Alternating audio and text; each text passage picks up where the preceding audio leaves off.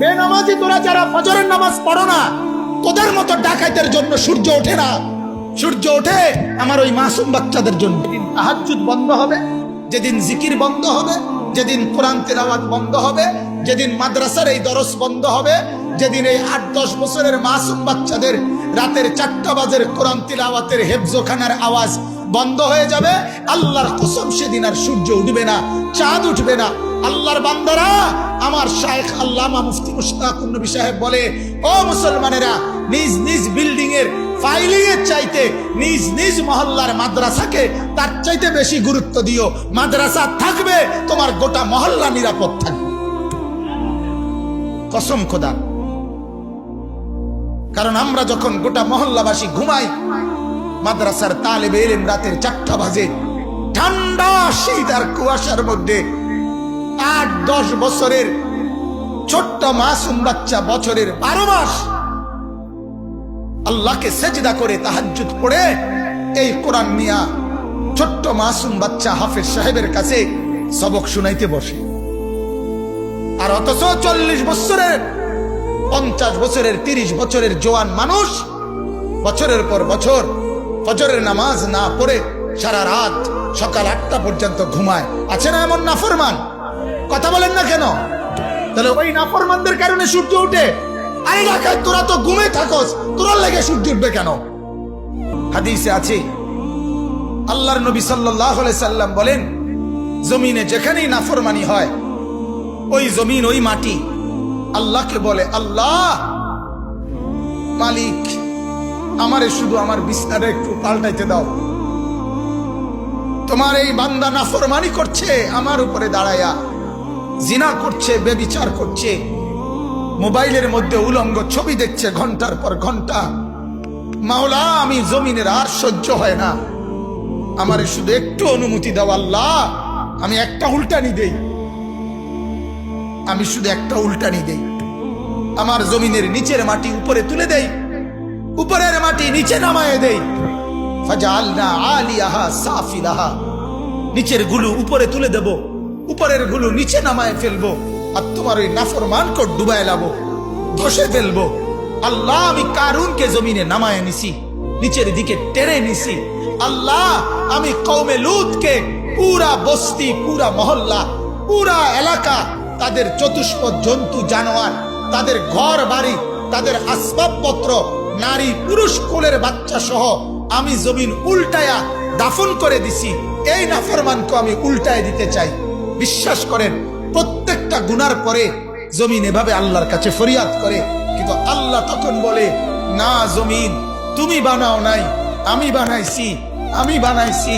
চোখ আমি লাগাইছি, নাক আমি লাগাইছি, কান আমি লাগাইছি।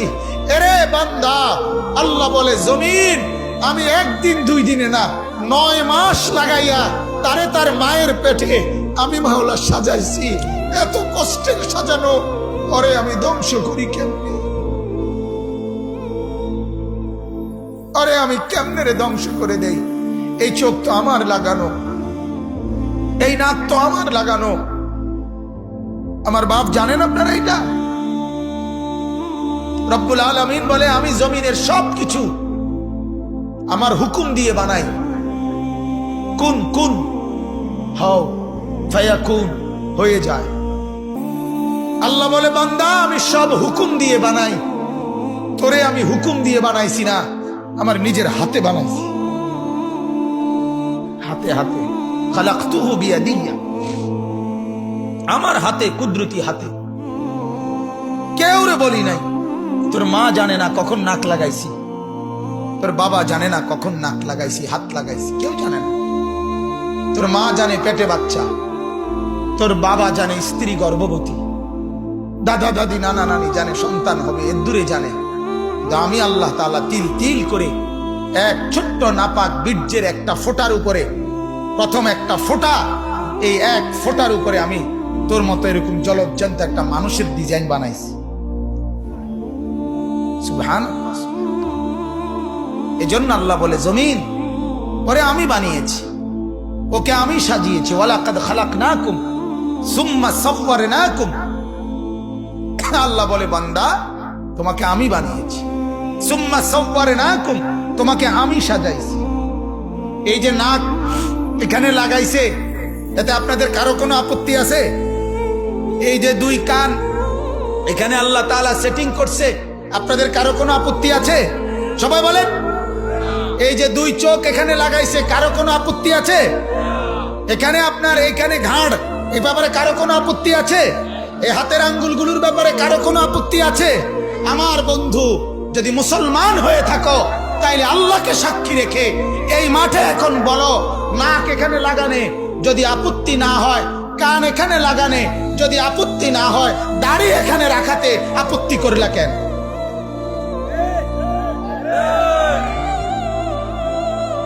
বলো না ফরমান। আমার একটা শক্ত কথা আছে, যদি কারো গায়ে লাগে, আমি বলি অনেক সময় কথা, যদি কারো গায়ে লাগে গায়ে লাগুক, যদি গাও ফাইরা আড্ডিত লাগে আড্ডিত লাগুক,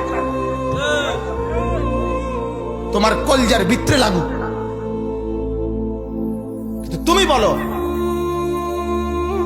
তুমি যদি ইনসান হয়ে থাকো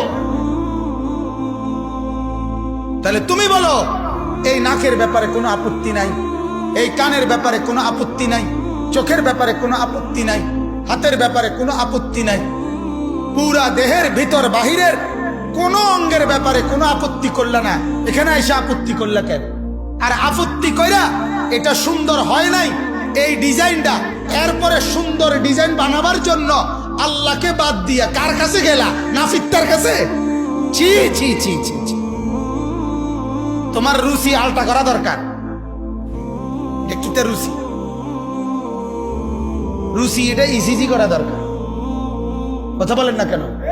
তুমি তুমি কার কাছে গেলা? কোন থেকে কই গেলা? গা কই থেকে কই নামা গেলা? মালিকের ডিজাইনের উপরে নতুন করে সেটিং দিতে গিয়া নাফিত্তার কাছে গেলা? এত নিচে নামা গেলা? ছি ছি ছি ছি।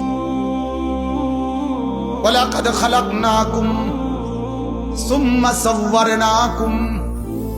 আল্লাহ বলেন, আমি বানিয়েছি, আমি সাজিয়েছি। বানিয়েছে কে? সাজিয়েছে কে?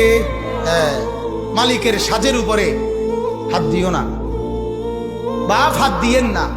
অনুরোধ অনুরোধ করলাম, বিবেক থাকলে ভাইবেন। দাড়ির হুকুম কি পরে ভাববেন, আগে কার ডিজাইনে হাত দিছেন ওটা চাইয়েন, আর ওটা বাদ দিয়ে কার থেকে ডিজাইন লইছেন না ফিরতে কইছে এবারে দারুণ সেরকম কি রকম আগের মতো, আরে সেরকম কিতা? সেরকম শব্দের অর্থ কি? কথা বলেন, আগের মতো না তো, তো সেরকম কিতা? দারুণ দূর বেটা, দারুণ। আগে যে ওদের লাগতো এই ওদের লাগতে আছে, দারুণ লাগতেছে কিতাবা। কথা বলেন। আল্লাহ আমাদেরকে মাফ করে দেন। কাউরে লজ্জা দেওয়া আল্লাহর কসম আমার উদ্দেশ্য না, বিবেককে শুধু জাগ্রত করা, এটা মাকসাদ। ভুল হতেই পারে, গুনাহ আমারও আছে। কথা বলেন না কেন? আল্লাহর কসম গুনাহ আমারও আছে, গুনাহ আব্দুল কাদের জিলানীরও আছে। গুনাহমুক্ত কেউ না আমরা, কিন্তু আপনার বিবেককে আমি শুধু জাগাইতে চাইলাম। আপনার বিবেককে আপনি বলিয়ে আল্লাহ বুঝার তৌফিক দান করুন। অতএব আমার ভাই, প্রত্যেকটা নাফরমান পাপী আল্লাহ তাআলা জমিন তার বিরুদ্ধে আবদার করে, আল্লাহ দেয় না। আল্লাহ কয় না। আমরা কিতাবে পড়ছি তাফসিরে, ইউনুস আলাইহিস সালাম যখন ইউনুস নবী ওনার কওমের ব্যাপারে বেশি রাগ হয়ে গেছে, আল্লাহ এরিয়াকে বেশি বেজাল্লা, আল্লাহ হইতো না, আমি বুঝছি এটি হইতো না, আপনি এগুলার কি দিয়ালান, ধ্বংস করে দেন। তো আল্লাহ তো ফয়সালা দিবে।